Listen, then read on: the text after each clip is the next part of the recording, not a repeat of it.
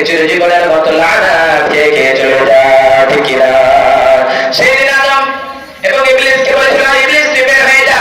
সেই দিন থেকে ইবলিস শয়তানে পরিণত হয়ে গেল। শুধুমাত্র একটা সাজদার কারণে নামাজ ছেড়েছে, তাই একটা সাজদা করে নাই, তাই আমরা কয়টা সাজদা মিস করেছি। আমরা আল্লাহর কতগুলি বিধানকে অমান্য করি, নামাজ পড়ি না। আল্লাহ বলে নামাজ পড়, নামাজও পড়ি না। মদ খাবি না, মদ খাই। সুদ খাবি না, সুদ খাই। জিনার কাছেও যাবি না, জিনা আমরা জিনায় লিপ্ত থাকি। তাহলে আমরা কতগুলি অন্যায় করি ভাই, তাহলে আল্লাহ আমাদের কি শাস্তি দেবে? কিন্তু নিরাশ হয়ে যেতে হবে না। তাই তো রব্বুল আলামিন দুনিয়ার মানুষের তোমরা নিরাশ হয়ে যেও না, তোমরা হতভম্ব হয়ে যেও না। সেদিন আদম আলাইহিস সালামকে বললেন, আদম তুমি কখনোই সেই গাছের কাছে যাবে না, গাছের ফল খাবা না। কিন্তু আদম নবী খেয়ে ফেললেন, ঠিক কিনা? খেয়ে ফেললেন শয়তানের প্রলোভনে পড়ে, শয়তানের ধোঁকায় পড়ে, কিন্তু গাছের ফল খেয়েই নিলেন। যখন খেয়ে নিল, ওয়াতাফিকা ইয়াসিফান আলাইহিমা মিন ওয়ারকিল জান্নাহ, সে আদম নবী এবং হাওয়া আলাইহিস সালাম তারা দুইজনের ড্রেসগুলি জান্নাতে নূরি পোশাক সমস্তগুলি খুলে গেল।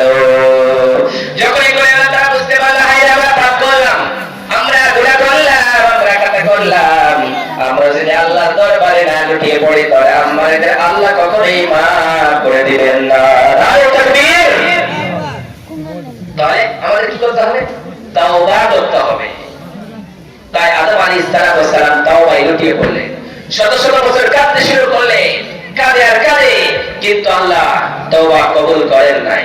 তারপরে সাইয়েদনা আদম আলাইহিস সালাম বলেন, ফাতালাক্কা আদামু মির রাব্বিহি কালিমাতিন ফাতাবা আলাইহি।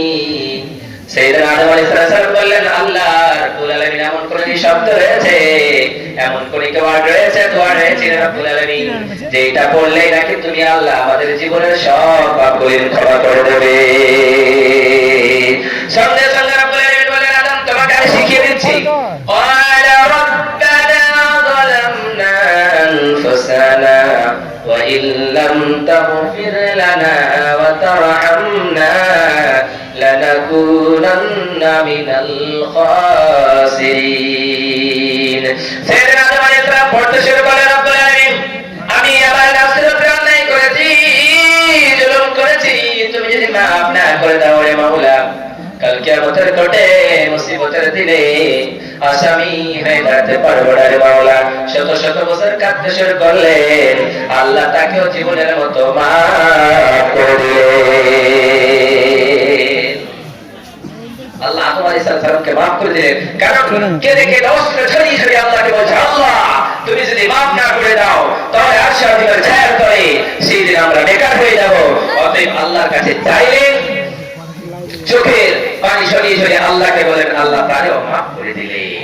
কিন্তু আল্লাহর ভয় থাকতে হবে অন্তরে, তাহলেই আমরা প্রকৃতভাবে মুমিন হতে পারবো, নচেত আমরা কখনোই মুমিন হয়ে যেতে পারবো না। এক আল্লাহ বলে আমাদেরকে বিশ্বাস করতে হবে। আমরা দেব দেবতার পুজো করি, আমরা আজকে সেই রাম মন্দির আজকে 24 তারিখে উদ্বোধন হবে, সেগুলিতে আমরা পূজা দিয়ে টাকা দিয়ে আমরা সমর্থন করি, সেটা আল্লাহ কখনোই মেনে নিতে পারে না, সেটা হচ্ছে শিরক।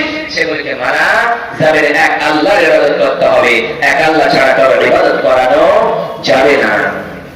আমাদের প্রভু এক নবীর উম্মাহ, জীবন বিধান ওই শিবানী কোরআন।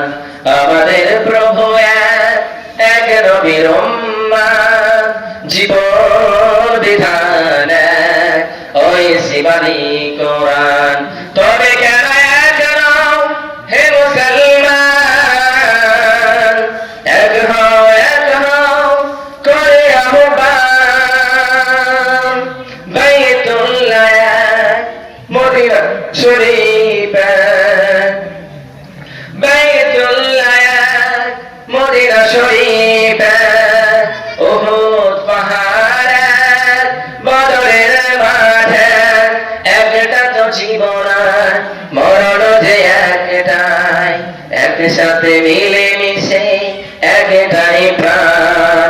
তবে কেন হে মুসলমান, এক হও করে আহ্বান। আমাদের প্রভু এক নবীর উম্মাহ, জীবন বিধান ওই বাণী কোরআন। এক আল্লাহর ইবাদত করতে হবে, এক আল্লাহর কাছেই চাইতে হবে, কোন মাজারিকে চাওয়া যাবে না, কোন খাজা বাবার কাছে চাওয়া যাবে না, একমাত্র স্রষ্টা সে আল্লাহর কাছেই ফিরে আসতে হবে।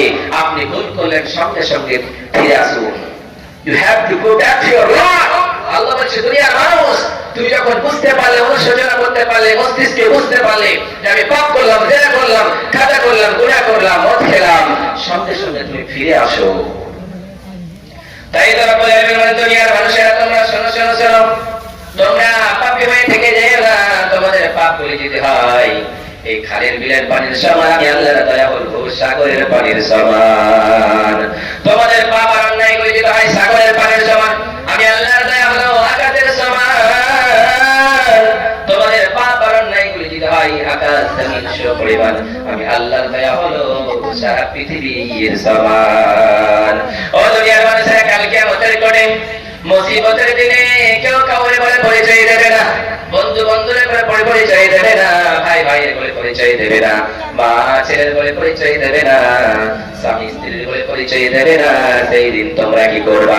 সেই দিন তোমাদের আমলনামা নিয়ে আসা হবে, তোমাদের খাতাগুলি গুনাহগুলি আর নেকি করে নিয়ে আসা হবে।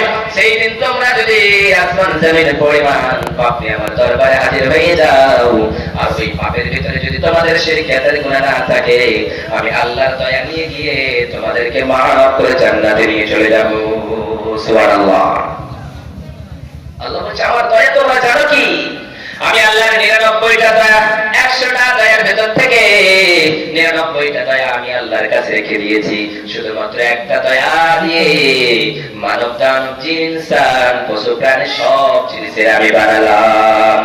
এক টুকরো দয়া দিয়ে মা তার সন্তানের ভালোবাসে,